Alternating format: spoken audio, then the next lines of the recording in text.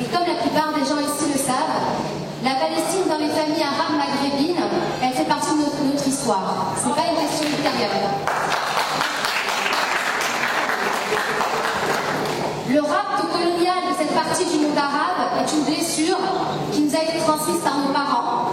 Et pour moi, militer au pire, contrairement à n'importe quelle organisation du champ politique blanc, c'est militer sans concession contre le sionisme. C'est se positionner clairement pour toutes les formes de résistance palestinienne et c'est dire haut et fort, oui, Israël n'a pas le droit d'exister.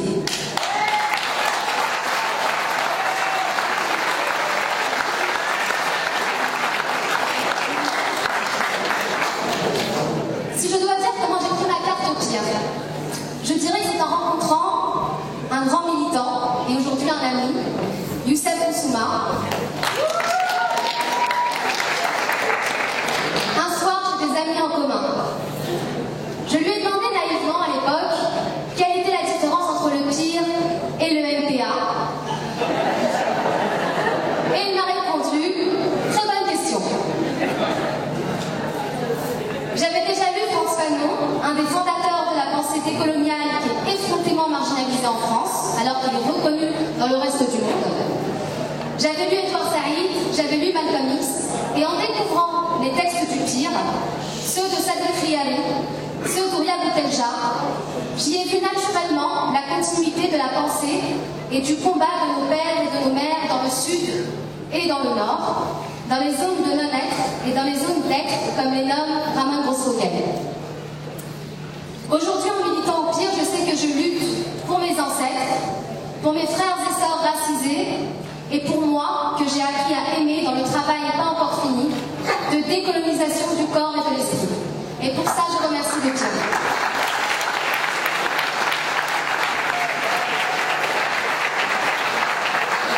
Bonsoir, merci pour cette invitation aux femmes qui viennent d'horizons divers et qui militent pour la justice, l'égalité des droits. Donc j'essaie de un petit peu expliquer comment j'ai rejoint le mouvement des sans-papiers en fait. Je suis arrivée en France pour faire des études et j'avais un statut étudiant et en essayant de changer de ce statut, je suis devenue sans-papier. Avec toutes les tracasseries administratives qui sont interminables et qui aboutissent à des échecs, et en refusant l'injustice que subissent les sans-papiers et toutes ces lois racistes et xénophobes qui les oppriment, qui les répriment, une poignée de sans-papiers dans moi-même, un petit groupe de personnes ont décidé de constituer un collectif pour lutter ensemble de manière autonome, c'est-à-dire que c'est les sans-papiers, les concernés qui subissent ces humiliations, qui puissent militer, qui puissent revendiquer leurs droits à la dignité, à l'existence. Donc, c'était en 1999 suite à l'afflux des députés de la circulaire Chevènement, parce que quand la gauche était arrivée au pouvoir en 1997, Jospin avait promis, quand il y a eu le collectif Saint-Bernard et tout le mouvement qui s'est constitué sous la droite, de régler ce problème, mais sauf que les sans-papiers ont été déçus par les promesses non tenues de la gauche, comme le droit de vote et comme tant d'autres. Donc, on a essayé de se constituer en collectif et j'aimerais juste parler un petit peu de qui sont ces sans-papiers, quelle est leur vie quotidienne. Ces sans-papiers, c'est des personnes qui viennent pour faire des études, ou des personnes qui fuient la misère, qui fuient les dictatures, qui sont soutenues, maintenues par les gouvernements occidentaux. Ils travaillent au noir, exploités, ils vivent constamment dans la peur d'être raflés, ils rasent les murs, ils sont surexploités, ils vivent dans des taudis, payent cher leur loyer face à des marchands de sommeil. Et comme a dit la camarade avant, à l'hôtel Opéra, il y avait plein de familles sans papier qui étaient parmi les victimes de cet incendie. Donc, en clair, en résumé, les sans-papiers, ils vivent la précarité, eux et leurs enfants. Ils sont traqués, ils sont arrêtés, ils sont raflés, parce que depuis des années, on organise des rafles dans des quartiers à forte concentration d'immigrés. On organise des contrôles aux faciès, alors qu'on affiche une velléité de lutte contre les discriminations. Et donc ces personnes, ils sont rappelés, ils sont reconduits au commissariat, ils sont reconduits dans les centres de rétention qui sont des zones de non-droit, ils sont traduits devant des tribunaux tels que le 35 bis, et j'espère que notre magistrate puisse se spécialiser dans le droit des étrangers pour essayer d'en libérer, parce que vraiment, le 35 bis, j'invite tout le monde à aller visiter comment ça se passe. C'est vraiment une machine à expulser, parce que les sans-papiers, ils sont jugés en quelques secondes, ils n'ont même pas le temps de se défendre. Il y a une partie infinitésimale qui puisse sortir libre, je veux dire libre, relative, liberté relative, parce qu'ils ne sortent pas libres, parce qu'ils sont toujours soumis à cette répression, ils n'ont pas leur papier. Donc, aussi, j'aimerais parler des centres de rétention qui sont des lieux d'enfermement, des zones de non-droit. J'aimerais parler aussi des expulsions et comment les méthodes qu'on utilise, qu'on bâillonne des personnes, qu'on les scotche, qu'on les humilie pour les expulser. Chez eux, vraiment, c'est un cauchemar. Et cette politique, parce que depuis Sarkozy, on a mis en place une politique de chiffres. C'est-à-dire les sans-papiers, des personnes avec des parcours sont réduits à des chiffres. On comptabilise. Aujourd'hui, on va expulser 20 000, demain, on va expulser 24 000, on va mettre tous les moyens pour le faire. Donc, c'est une politique qui a des conséquences dramatiques, parce qu'on voit qu'il y a des gens qui sont morts en essayant de fuir la police hors de contrôle, comme Baba Traoré, qui s'est noyé à Joinville-le-Pont, une autre personne qui s'est défenestrée pour fuir la police parce qu'on essayait de la contrôler. Mais simplement, donc face à cette répression, les sans-papiers n'ont qu'une seule solution, c'est de s'organiser et de lutter contre cette répression. Et à travers le collectif, à travers la lutte dans le collectif, j'aimerais juste dire ce qu'on organise, c'est des interpellations d'hommes politiques, d'occupation de lieux symboliques, d'occupation de permanence politique du ministre de l'Intérieur, l'occupation de Sénat, de l'Assemblée nationale où se votent ces lois répressives, l'occupation par exemple de l'Union soumise pour l'interpeller sur les femmes sans papier, parce que Fadela Amara, il dit qu'elle défend les femmes sans papier, mais sauf qu'on s'est aperçu, elle nous... Donc, pardon. Je vous remercie. Oui, je vais juste terminer pour dire qu'au résultat, qu'est-ce qu'on voit? On nous parle d'intégration, mais sauf que intégration, c'est un mot que je ne sais pas ce que ça veut dire, mais sauf que ce qu'on voit aujourd'hui, c'est qu'en confirmant et en aggravant le racisme, la gauche a réussi à faire l'intégration du racisme dans le paysage institutionnel et dans la vie quotidienne. Et pour contrer ce cauchemar, on doit tisser des réseaux de solidarité pour la régularisation de tous les sans-papiers, et l'égalité des droits de tous et de toutes. Merci. Bonjour tout le monde.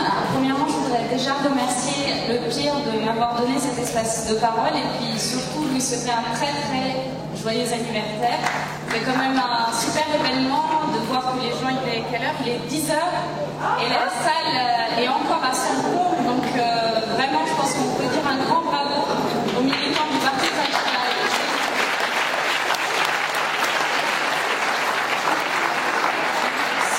Ce bravo, je l'adresse aussi comme un appel, même si je pense que peu de Marocains sont présents dans la salle, mais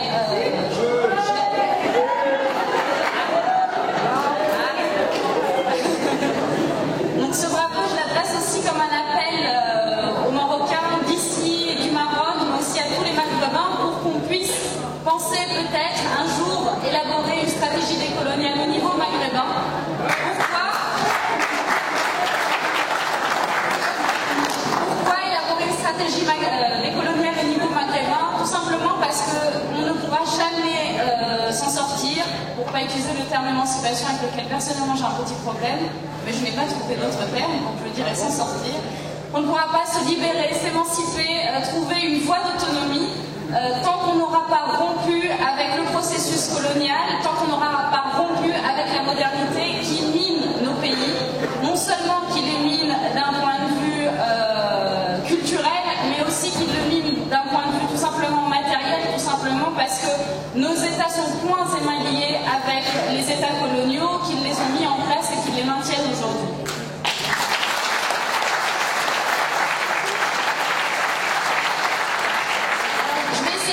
Très vite, je ne peux pas parler du Maroc dans sa globalité et du coup je parlais de choses que je maîtrise un petit peu, qui est effectivement la question de l'espace.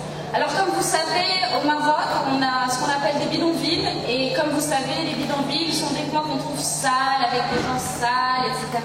Donc il faut absolument moderniser le Maroc et pour moderniser le Maroc, eh bien, il faut expulser les gens des bidonvilles.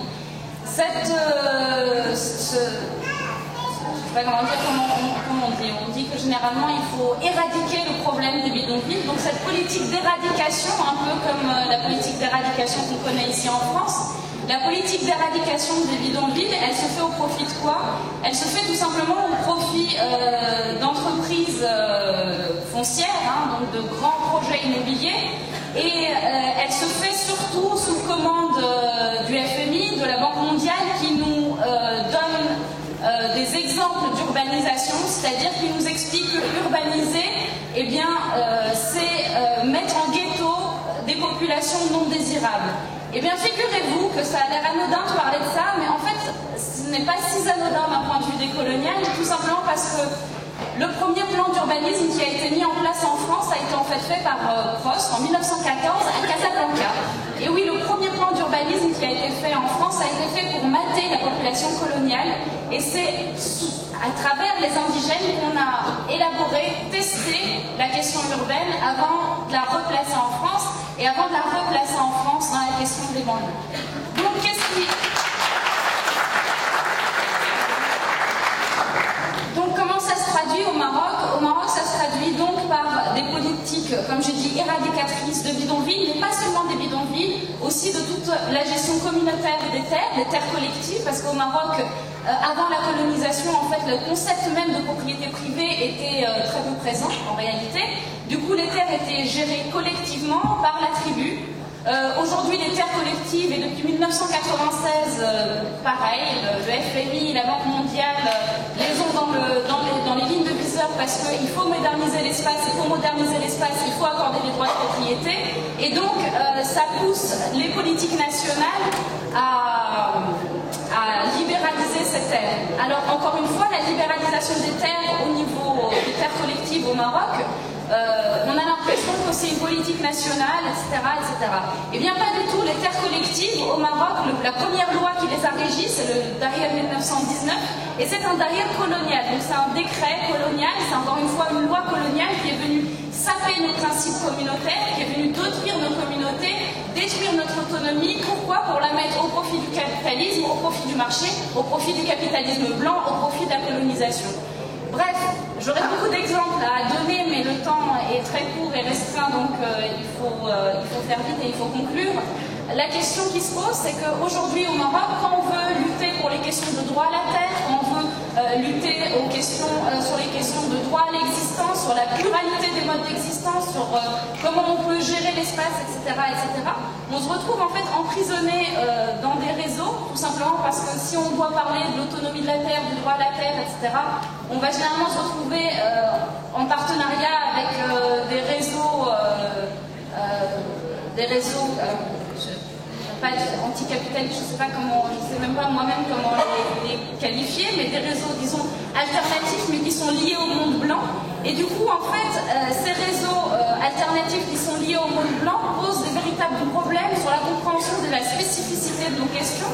Par exemple, sur la question des terres collectives, ces réseaux ont très mal compris la question de la spécificité des droits des femmes, qui effectivement n'ont pas accès à la propriété par les terres collectives, mais en fait c'est un concept bien plus compliqué parce que ce qui se se passe aujourd'hui, c'est qu'il y a eu beaucoup de collectifs de droits des femmes qui ont pris la main sur la question des terres collectives en disant il faut donner le droit de propriété aux femmes dans les terres collectives. Ce qui a participé à quoi? Ce qui a participé en fait à libéraliser ces terres et ce qui a participé à détruire encore une fois la communauté. Donc voilà un exemple, il y en a beaucoup d'autres.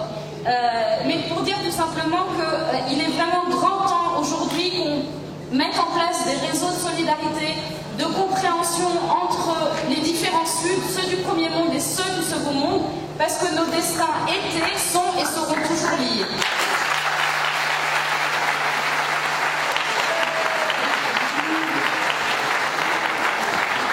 Merci. Bonsoir. Alors, je vais y aller tout de suite au du sujet parce qu'il faut y aller. Très vite.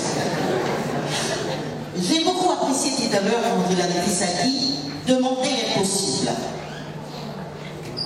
Et moi j'ajouterais, s'il le faut, arracher.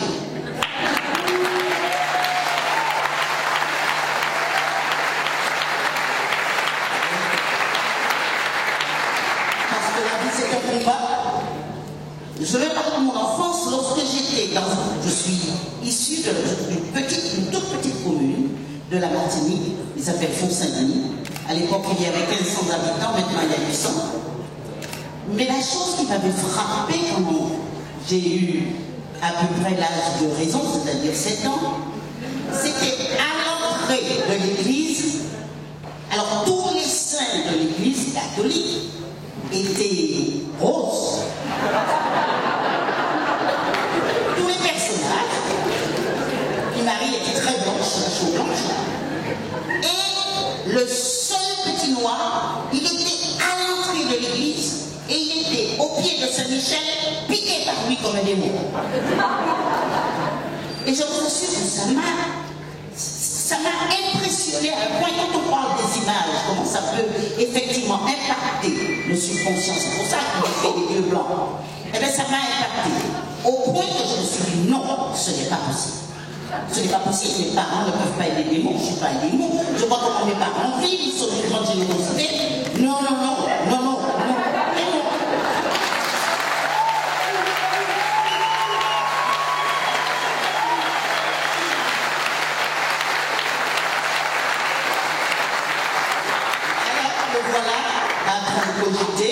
Je grandis, je viens à Lyon, je viens faire mes études, et je me retrouve en France.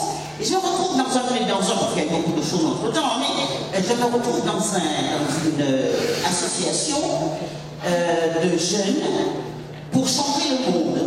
Et c'était un dénommé Franck Bookman qui était à la tête de ça. Ça s'appelait le réarmement moral. Et oui, et c'était international. Et je me retrouve en Suisse, au lendemain d'une pièce de théâtre, dans laquelle j'avais joué, où j'étais ministre des Affaires du Cameroun.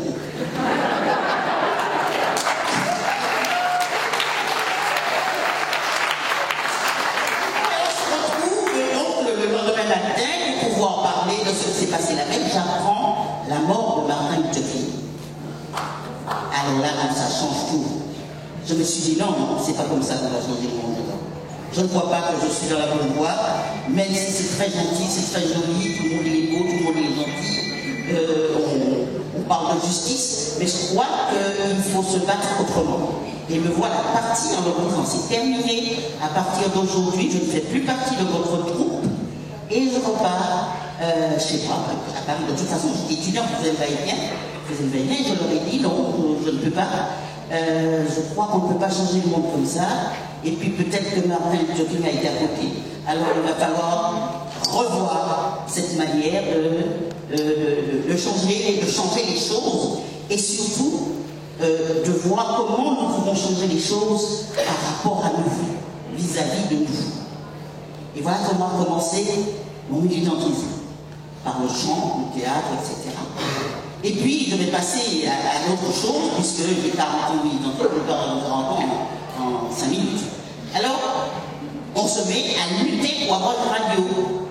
Parce qu'il n'y avait pas de radio, c'était interdit. Alors, le combat a commencé. Il nous faut une radio pour nous exprimer. On s'est battu, et en 1981, nous avons eu, il y a eu les radios libres et nous avons pu obtenir la fréquence qui s'appelle maintenant Tropique FM. Oui, alors, mais qu'est-ce qu'on va faire? Oui, monsieur Et alors, qu'est-ce qu'on va faire? Je dis, eh ben, il va falloir conscientiser. Alors, on vient tout à l'heure à parler, on cherchait les inventions noires. Effectivement, nous avons été les premiers à parler des inventions noires parce que c'était une façon de conscientiser. Les inventions noires ont servi à l'humanité.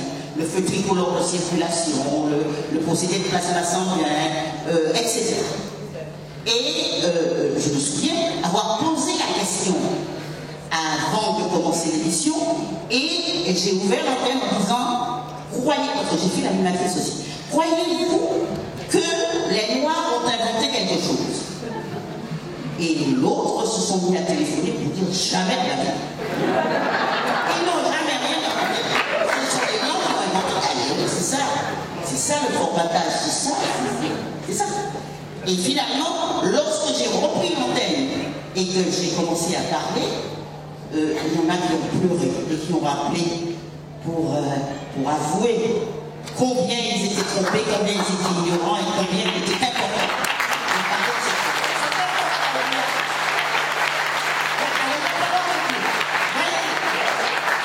Alors après ça, j'ai été parmi à l'origine du PIR. J'étais d'abord au MIR, le mouvement pour les Indiens de la République, après au PIR, mais comme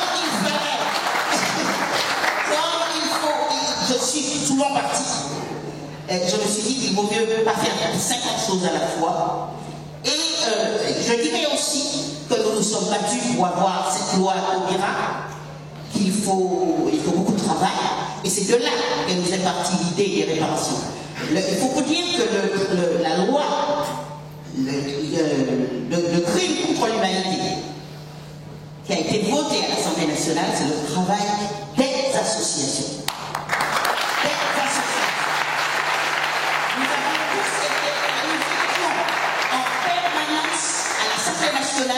Devant l'Assemblée nationale, au Sénat, on envoyait, à l'époque c'était des fax. On bombardait de fax. Oui, on l'a fait. Bon, alors, donc, finalement, on l'a obtenu. Et ça paraissait impossible. Donc, les médias, c'était impossible pour nous. On l'a eu. Alors maintenant, pour les réparations, nous disons qu'il ne peut pas, parce que pour la loi on verra, il n'y a pas de réparation dans cette loi. Mais il ne peut pas y avoir de crime contre l'humanité sans criminel ou attendre ça.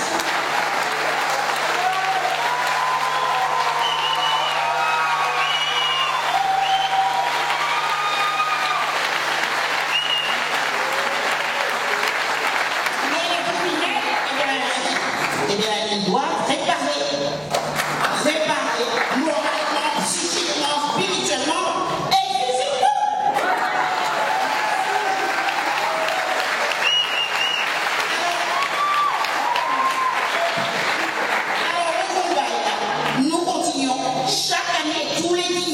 Se réunit à la place de la nation parce que les autres qui les fêtaient ailleurs, c'est pas pour les réparations, c'est pour passer la promenade, c'est pour les tours de précipitation, mais pour les réparations, c'est à la place de la nation tous les ans depuis 10 ans. Je vous y invite, ça va être dimanche 10 mai à 17h et pour commémorer nos ancêtres et pour les réparations, pas pour la fête. D'abord mes remerciements au Parti des Indigènes de la République qui m'a invité. Puisqu'on m'a demandé de parler d'impérialisme, histoire et mémoire, je suis très obéissante, donc je vais vous parler de ça et pas tellement de mon engagement.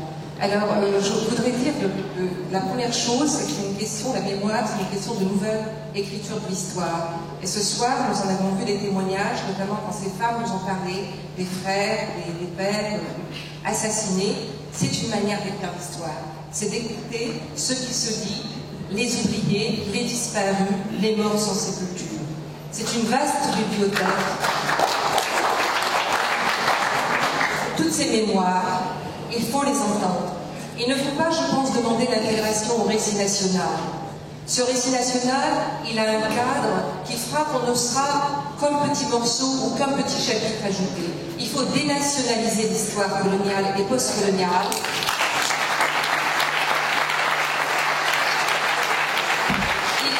déracialiser, il faut faire apparaître le plus souvent les routes de solidarité qui se sont construites de tout temps, entre les opprimés, entre les oubliés, entre les disparus. Faire une histoire des disparus, des oubliés, des morts sans sépulture. Je vais vous parler de deux formations, justement de cet impérialisme et du capital, parce que le capitalisme a toujours été racialisé. Absolument toujours. Je voulais parler et qui trace justement et qui peut voir comment ça se reconfigure aujourd'hui. Je voudrais parler de la première chose, c'est de l'organisation, pour la première fois au monde, l'organisation d'une main-d'œuvre mobile, racialisée et sexualisée avec la traite. Jamais auparavant, on avait déplacé des millions de personnes pour servir un système économique de cette manière. Cette main-d'œuvre est donc mobile, on l'organise, c'est industriel, elle est racialisée très rapidement. C'est le nègre qui est un esclave, donc il y a une négrification du travail, de la question du travail. Elle est aussi sexualisée parce que ce sont 2 tiers d'hommes, en gros, qui seront déportés pour 1 tiers de femmes.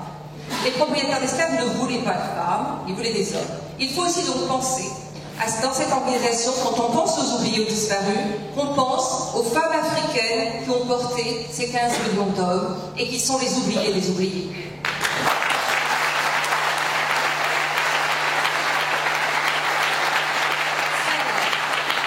Celles dont le ventre a été surexploité, elles ont produit cette main-d'œuvre qu'elles ont vu ensuite capturer, déporter et qui sont parties sans qu'elles puissent les revoir. Chaque personne, chaque homme, chaque femme, chaque enfant qui a été déporté avait une mère. Il faut donc repenser à cette manière où la reproduction sociale de la main-d'œuvre est utilisée par le capital. Ça ne se termine pas avec la traite. À la fin de l'abolition de la traite, les colonies européennes ont encore besoin de main-d'œuvre. On va faire venir massivement 30 millions d'Indiens vont quitter l'Inde, 50 millions de Chinois vont quitter la Chine, des centaines de millions d'Africains, et ça va circuler d'une colonie à l'autre pour aller travailler dans les plantations, dans les mines, en Afrique, en Amérique latine. Une énorme et vaste transformation comme ça de main-d'œuvre. C'est toujours en majorité des hommes et 1 tiers encore de femmes. Dans le même temps, 60 millions d'Européens vont quitter l'Europe entre 1830 et 1930. Pour aller chasser, fuyant les guerres, les pogroms, la pauvreté, et aller s'installer, chassant les populations indigènes en Nouvelle-Zélande, en Australie, au Canada, aux États-Unis, en Argentine.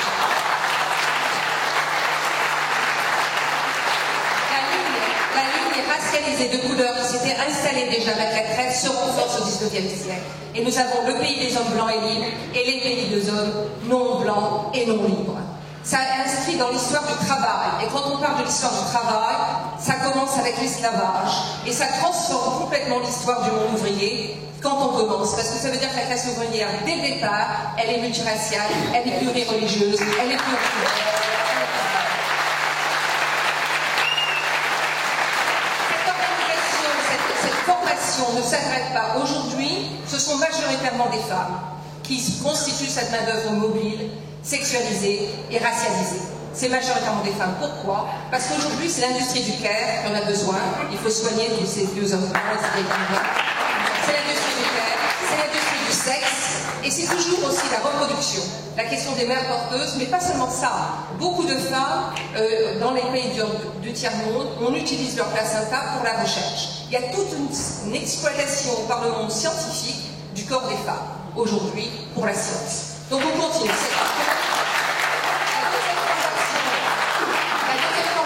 Je parlais, j'ai 50 secondes, c'est les nouvelles politiques de dépossession. Il y a toujours eu systématiquement des politiques de dépossession autour de la terre.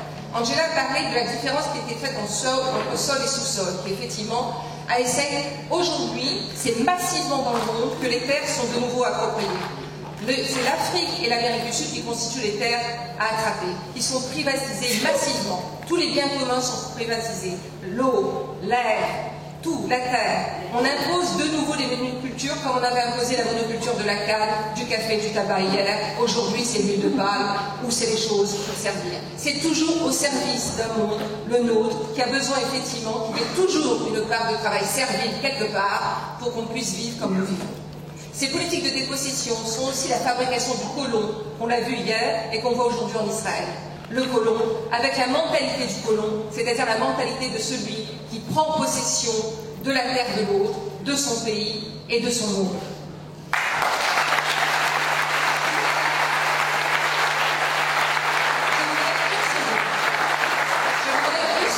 Pour parler des oubliés dans la République française, les Outre-mer français.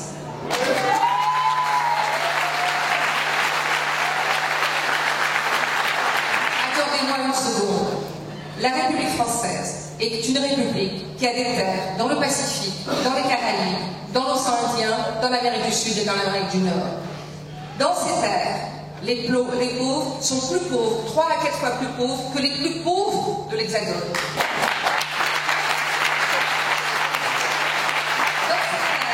Les prisons sont surpeuplées, 3 à 4 fois plus surpeuplées que dans l'Hexagone. Dans ces terres, il y a des scandales environnementaux. Le sol de la Martinique et de la Guadeloupe sont pollués pour des générations par le chlordécone qui avait été interdit dans l'Hexagone et qu'on a continué à utiliser par épandage aérien sur ces îles. Et aujourd'hui, on ne peut manger ni les fruits, ni les légumes, ni les poissons de ces îles. Les rivières de Guyane sont entièrement polluées par l'industrie aurifère. Kourou est une colonie dans la colonie, où la science, la technique et l'armée sont effectivement ensemble. Il y a la pollution aussi du nickel, de l'industrie du nickel en Nouvelle-Calédonie. À Mayotte, il y a des camps de rétention qui sont 10 fois plus scandaleux que les camps de rétention en Europe. Il y a aussi à Mayotte, il y a chaque semaine des gens qui se noient et dont on ne parle pas. Ils sont encore plus invisibles que ceux de l'Empire. Et chaque fois, il faut se souvenir de lutter contre la massification, qui était une des choses qui a été faite partout, puisqu'ici nous devons relancer un mouvement abolitionniste, c'est redonner à chaque personne sa singularité. Ce n'est pas une masse de migrants, ce n'est pas 500 migrants, c'est chaque fois une personne. C'est chaque fois.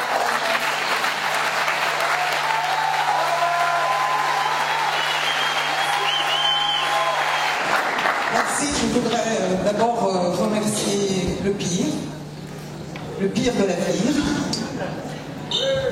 et lui souhaiter un bon anniversaire, bien évidemment, mais surtout le remercier parce qu'il a opéré une rupture radicale avec toutes les organisations paternalistes et néocolonialistes, dans lesquelles on a voulu insérer les luttes des populations noires, asiatiques et arabes et musulmanes. Donc pour ça, merci. Parce que maintenant, nous savons exactement avec qui nous pouvons passer des alliances. La question des alliances, c'est une question essentielle en ce moment. Donc, soyons très clairs avec qui nous devons travailler. Non pas avec qui nous voulons, mais avec qui nous devons travailler. Je voudrais aussi remercier le premier panel pour les femmes qui ont témoigné des crimes policiers, qui ne sont toujours pas jugés, ou au moins qui sont si mal jugés qu'effectivement on est devant une justice injuste, discriminante, racialisante. Je voudrais vous remercier parce que vous êtes la marque de l'inaltérable beauté du monde.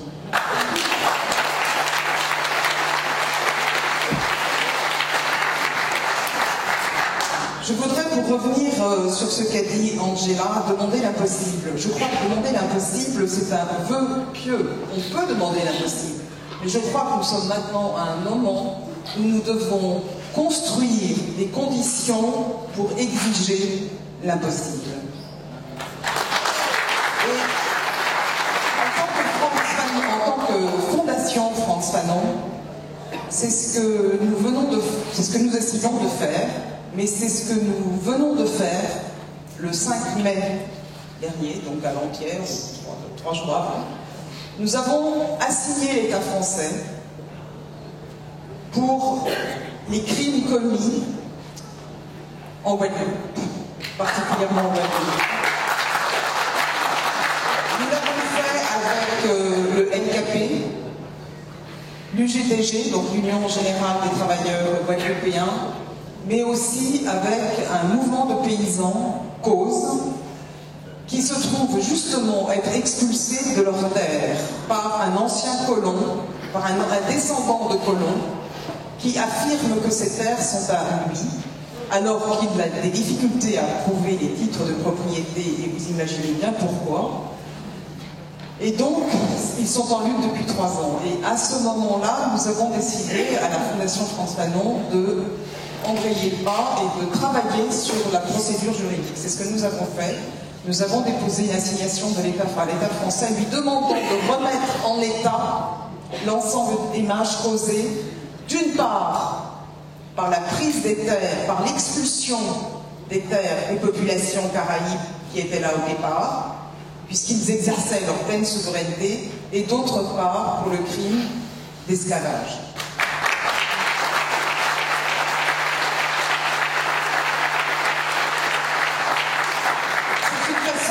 C'est une façon pour nous de demander l'impossible, de construire les conditions de l'impossible.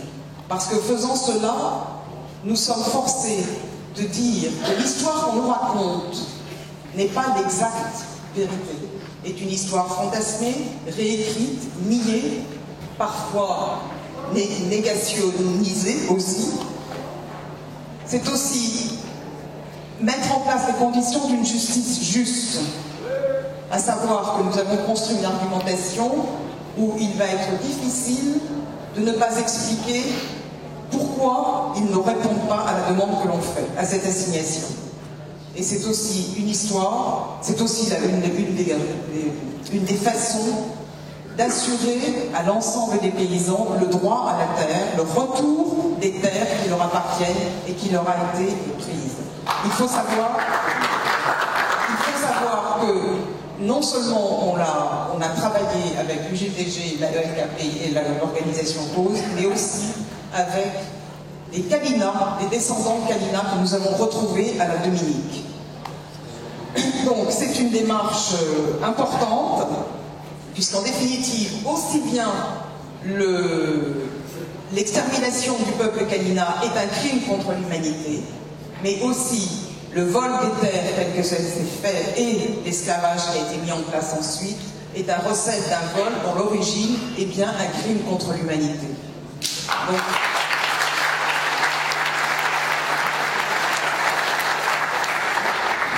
c'est pour nous la seule façon de détruire, de reconstruire peut-être, en tout cas, dans un premier temps, de détruire la colonialité du pouvoir qui continue à nous asphyxier, qui continue à régner partout, à envahir de ses tentacules l'espace public, culturel et économique de toutes ces populations. Mais c'est aussi une façon, justement, de dire que on ne peut pas impunément construire une société qui est basée dès le départ, qui est biaisée dès le départ, sur un mensonge et sur l'exploitation de millions de personnes, tel que ça a été fait avec la racialisation de l'esclavage et de la traite négrière. Donc on n'a que cette possibilité-là de travailler, et je pense qu'il ne faut pas se priver d'aller en justice dès qu'il y a des raisons d'y aller. Il ne faut pas se priver d'aller en justice et d'exiger que la justice soit rendue d'une manière juste et non pas d'une manière parcellaire ou injuste.